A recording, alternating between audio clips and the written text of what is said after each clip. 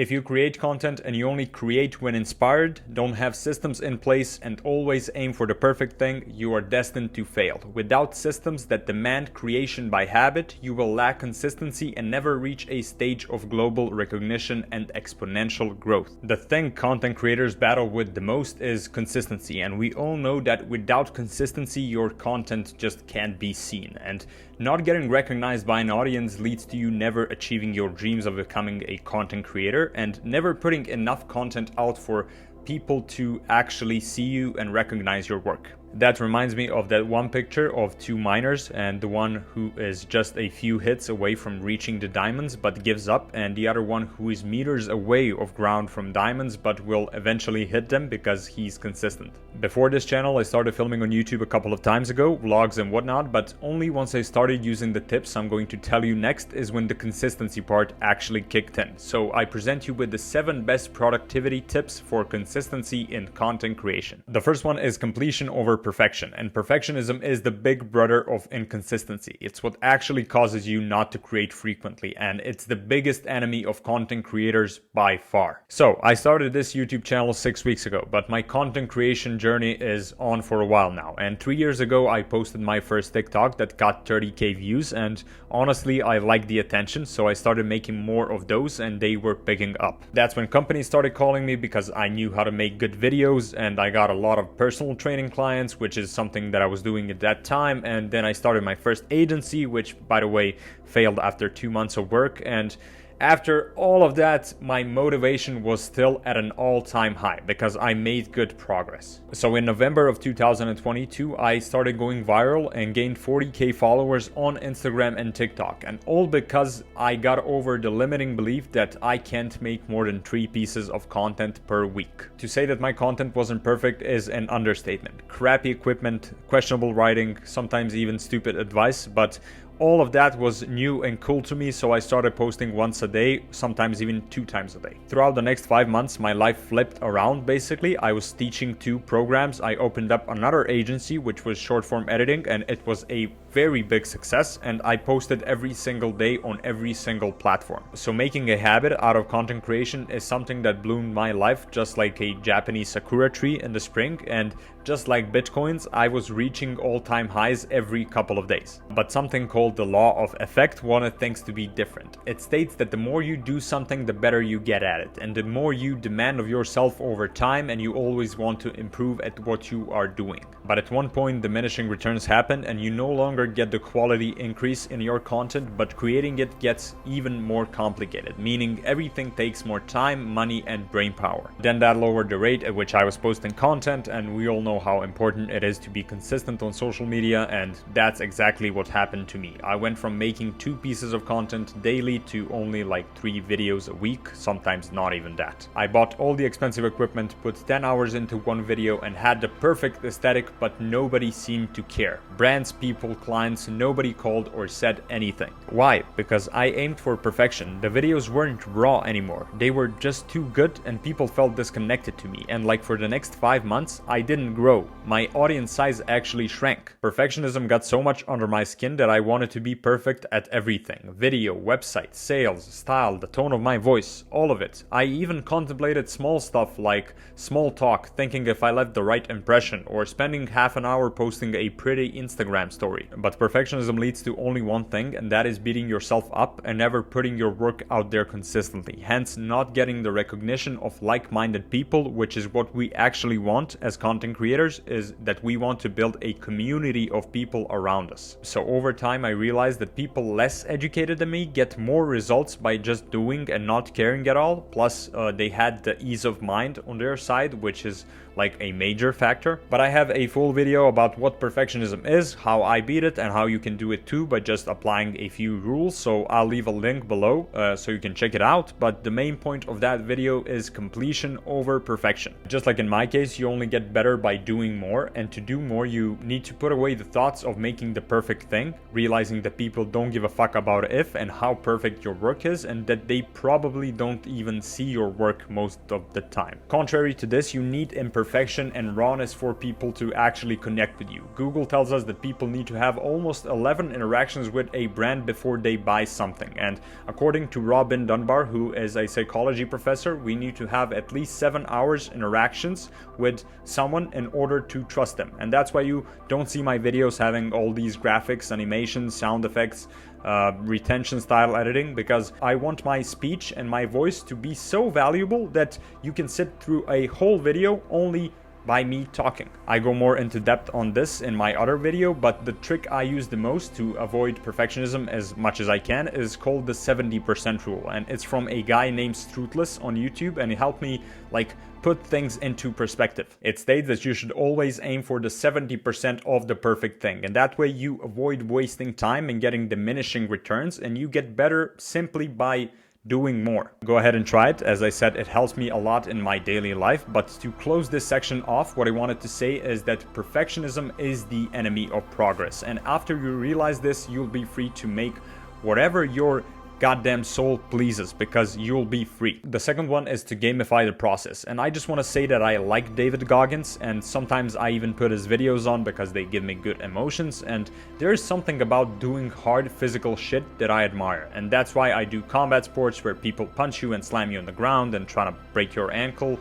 There's something raw to it. Somebody fighting you, all sweaty, nasty, cuts and bruises, trying to break your ankle or kick your head off. There's just something real about it. And I might be gay, but I don't know how to describe it. And no amount of learning, making money, or reading could replace the feeling of a good physical fighting workout. But I don't want my life to be suffering all the time. You don't want to rely on mental strength, willpower, and discipline all the time. Real work can be fun, but it can also be very boring. Counting calories is boring. Filling out stupid spreadsheets is a pain in the ass. Editing videos can be fucking exhausting.